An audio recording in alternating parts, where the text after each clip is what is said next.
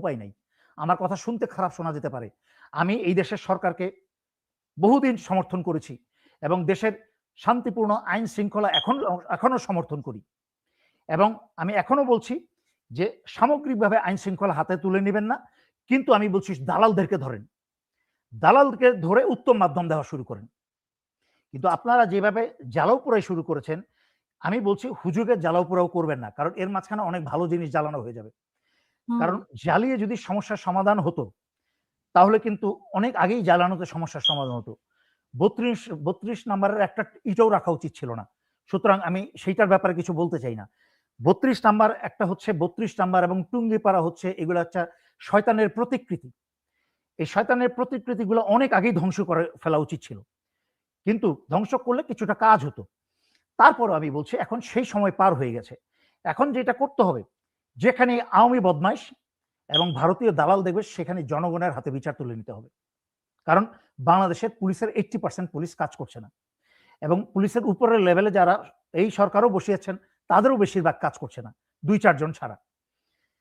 সুতরাং আমি যেটা বলেছি সেটাকে নিশ্চিত করতেই হবে এবং সবচেয়ে গুরুত্বপূর্ণ বিষয় হচ্ছে যেটা, ভারত যেহেতু বাংলাদেশে সন্ত্রাস কর্মকাণ্ড ঘটিয়ে সেই সব সন্ত্রাসীকে ভারতে যাওয়ার সম্পূর্ণ, যেমন আগে গত ১৬ বছরে ভারত প্রশিক্ষণ দিত, ভারত পরিকল্পনা করত, ভারত অর্থ দিত, দিয়ে বাংলাদেশে জঙ্গি কাণ্ড ঘটাতো এবং অন্যান্য দেশে, আশেপাশের দেশে একইভাবে ভারত এখন বাংলাদেশে অর্থ ঢেলে, ভারত এবং আওয়ামী লীগ মিলে অর্থ দিয়ে আওয়ামী জঙ্গিদেরকে দিয়ে, এদেরকে প্রশিক্ষণ দিয়ে, পরিকল্পনা দিয়ে, এদেরকে দিয়ে হাদিকে হত্যা করিয়ে আবার নিরাপদে দ্রুত দেশ ছেড়ে ভারতে আশ্রয় নিতে সাহায্য করতে। তাহলে আমাদের কি করা উচিত?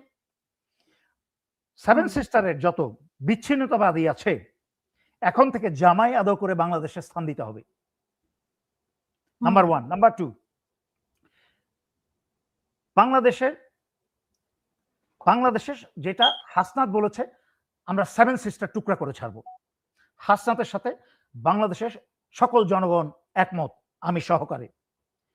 ভারত এখন থেকে হাদির বিচার আই ফর অ্যান আই করা হবে। হাদির পরিবর্তে আমরা ভারতীয় জীবন চাই এবং এর পরবর্তীতে আওয়ামী লীগের হাতে, অথবা আওয়ামী লীগ এবং ভারত একই জঙ্গি সংগঠন, আওয়ামী লীগ ভারতের হাতে বাংলাদেশে আরেকটি প্রাণ যদি যায়, তার বিনিময়ে ভারতের 10টি প্রাণ যাবে। যদি কর্নেল অজয় বলতে পারে, আমরা মেজর দেলোয়ারও বলতে পারি, আমরা এখনো মরে যাই নাই। মারার মিশন পাঠিয়েছিল হাসিনা। যতক্ষণ আল্লাহ হায়াত রেখেছে, দম রেখেছে, কারোর মারার ক্ষমতা নেই আল্লাহর রহমতে। হাদিকে তখনই আল্লাহ শহীদ কবুল করে নিয়েছেন যখন আল্লাহ চেয়েছেন। বাকি সমস্ত কিছু উসিরা। তার মানে এই না যে আমরা আরেকটা মৃত্যু বাংলাদেশের মাটিতে আমরা সহ্য করব। একটা প্রাণের বিনিময়ে 10টা আওয়ামী, 10টা ভারতীয় প্রাণ যাবে। আমি হুঁশিয়ার করে দিলাম। এখানে কি আপনি সরকারের পাশাপাশি গোয়েন্দা সংস্থাগুলোর কোনো দায় দেখেন কিনা? 100%। আরেকটা ইম্পর্টেন্ট কথা সরকারের উদ্দেশ্যে বলছি, যারা শুনছেন ভালো, 7 দিনের মাঝখানে যদি হাদির হত্যাকারীকে এবং বাংলাদেশের অন্যান্য ওয়ান্টেড আসামি, আওয়ামী আসামি যারা রায়প্রাপ্ত আসামি, 7 দিনের মাঝখানে তাদেরকে ফেরত দিতে, বাংলাদেশে ফেরত দিতে শুরু না করলে বাংলাদেশের ভিতরে থাকা ভারতীয়দের জীবনকে হারাম করে দেওয়া হবে। এবং যেসব বললেন কোনো কিছুই, আমি আর এর আগের অনুষ্ঠানে ব্যাখ্যা করেছি, গোয়েন্দা বাহিনী এবং পুলিশ প্রশাসন, সিভিল প্রশাসন, এমনকি সামরিক বাহিনীতে হাসিনা এবং ভারতের বসানো সমস্ত লোক রয়ে গেছে। ডক্টর ইউনূস মুখ দিয়ে, 86 বছর বয়স্ক মানুষ, মুখ দিয়ে খারাপ কথা আনতে চাই না, কিন্তু দেশের যেই ক্ষতিটা এই লোকটা করলো, এই ক্ষতি আর পূরণ করা সম্ভব না। শুধুমাত্র নিজের গোয়ার তুমি নিজের কাজ করে এই লোকটা কোথাও পরিবর্তন আনতে পারে নাই, চুপ্পুকে সরাতে পারে নাই। আমি কতবার বলেছি, কেউ যদি আপনার কাজে বাধা দেয়, জনগণ, জনতার রায় আপনার সাথে আছে। আপনি মিষ্টি মিষ্টি বক্তৃতা ছেড়ে আপনি বলেন যে আপনাকে কে কাজ করতে দিচ্ছে না। জনতা তাদেরকে ওই চেয়ার থেকে চুপ্পুকে চেয়ার থেকে উমুককে চেয়ার থেকে টেনে রাস্তায় নিয়ে নেমে আসতো। দেশের গৃহযুদ্ধ লাগতো, তারপরও বাধ্য হতো ওইসব লোক পালাতে, দেশ ছেড়ে পালাতে বাধ্য হতো। ডক্টর ইউনূস করে নাই। সুতরাং আপনি গোয়েন্দা সংস্কার করবেন কিভাবে? আপনি সামরিক বাহিনীর সংস্কার না করে, আপনি পুলিশের এবং সিভিল প্রশাসনের সচিবদেরকে না সরিয়ে আপনি গোয়েন্দা সংস্কার করবেন কিভাবে? গোয়েন্দাতে কারা বসিয়েছে? তারাই তো বসিয়েছে। আগে হাসিনা বসাতো, তারেক সিদ্দিককে বসাতো, এখন বসাচ্ছেন সেনাবাহিনীতে, সশস্ত্র বাহিনীতে যারা পাওয়ারফুল জায়গা আছেন তারা বসাচ্ছেন। কিন্তু সবচেয়ে বড় কথা, আগের বারও ব্যাখ্যা করেছি যে এক ডিজিএফআই প্রধানকে, এক এনএসআই প্রধানকে পরিবর্তন করলে কোনো লাভ নাই। কারণ ওনার নিচে যতগুলা লোক আছে, কেরানি থেকে আরম্ভ করে ক্যাপ্টেন, মেজর, লেফটেন্যান্ট কর্নেল, সব তো হাসিনার বসানো। এই যে পাকিস্তানের ডিজি আইএসপিআর দেখেছেন কি বাঘের যদি দেখে থাকেন কি বাঘের বাচ্চার মতো কথা বলে? দেখেছেন কিভাবে ইন্টারন্যাশনাল মিডিয়ার সামনে এসে ভারতকে হুমকি দিয়ে বলে, সাহস থাকে তো আমাদের সাথে লড়াই করতে আসো, তোমরা নিরস্ত্র জনতাকে কেন মারো? সে একইভাবে বাংলাদেশের আইএসপিআর এর বা বাংলাদেশের সশস্ত্র বাহিনীর অফিসারদের কারোর বিচি আছে? সরি, একজন লেডির সামনে এই শব্দ ব্যবহার করার জন্য কিন্তু বাধ্য হচ্ছি। বিচি আছে যে সামনে এসে জনতার সামনে আন্তর্জাতিকভাবে বলা যে আমাদের ছাত্রকে হত্যা না করে পারলে আমাদের সাথে আসো লাগো? সাহস তো নাই। এই সরকারেরও বিচি নাই, এই সশস্ত্র বাহিনীর বিচি নাই। এর চেয়ে ভালো ছিল যদি মানে এই পুরুষগুলো সবগুলো শাড়ি পরে ঘরে থাকা, তাদের বউরা দেশ চালালে ভালো হতো। বেশরম পুরুষ সব। না, সবচেয়ে দুঃখের বিষয় আজকেই স্বরাষ্ট্র উপদেষ্টা বলছিলেন যে হাদির জন্য দোয়া করেন। সাংবাদিকরা বারবার জিজ্ঞেস হলো ও হাদির আসামির কথা। উনি এই প্রশ্নের কোনো উত্তরই দিলেন না। এটা বেশরম তো। কয়েক ঘন্টা পরে তো এটা বেশরম, লজ্জা শরম হায়া ব্যথা কিচ্ছু নাই।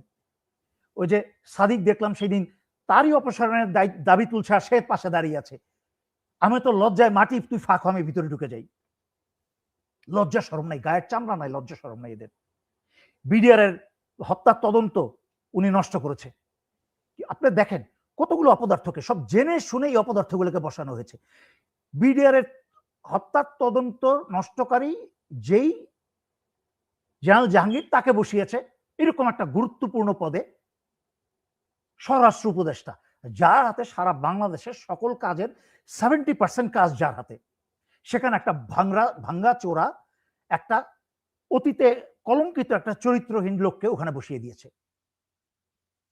দ্বিতীয়ত ব্রিগেডিয়ার জেনারেল শাখাওয়াত, বাটপারের উপরে বাটপার একটা।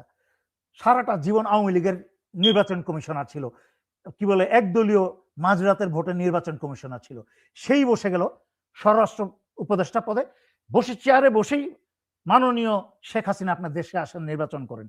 তারপর ওখান থেকে বকা খা গিয়ে বসলো নৌ মন্ত্রণালয়ে, আরেক মন্ত্রণালয়ে কোথায় গিয়ে বসলো। ওখানে বসে আবার বেইমানি, এতবার বলার পরেও ভারতের রয়ের প্রধান রাজেশ কুমার অগ্নিহোত্রীকে সরালো না, একটা পদক্ষেপও নিল না।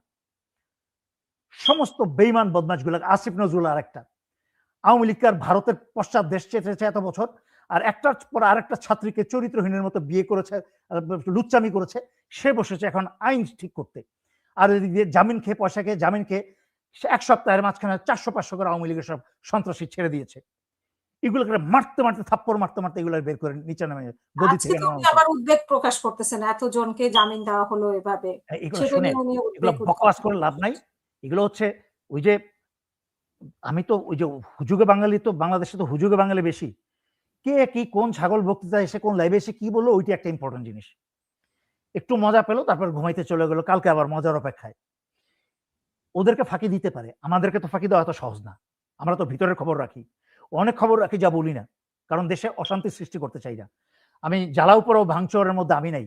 তাই জনগণকে বলবো, আপনারা জ্বালাও পোড়াও না করে আপনার স্পেসিফিক টার্গেট, ভারত যেরকম স্পেসিফিক টার্গেট করছে, হাদিকে টার্গেট করেছে, মেরেছে, আপনারা আওয়ামী এবং ভারতীয় স্পেসিফিক টার্গেট করে একটা করে। আল্লাহর কসম করে বলছি, আমি এত সহজে আল্লাহর কসম শব্দটা বলি না, আল্লাহর কসম করে বলছি, একটা আওয়ামী আর ভারতীয় দালাল বা রয়ের গোয়েন্দা বাংলাদেশে ফেলে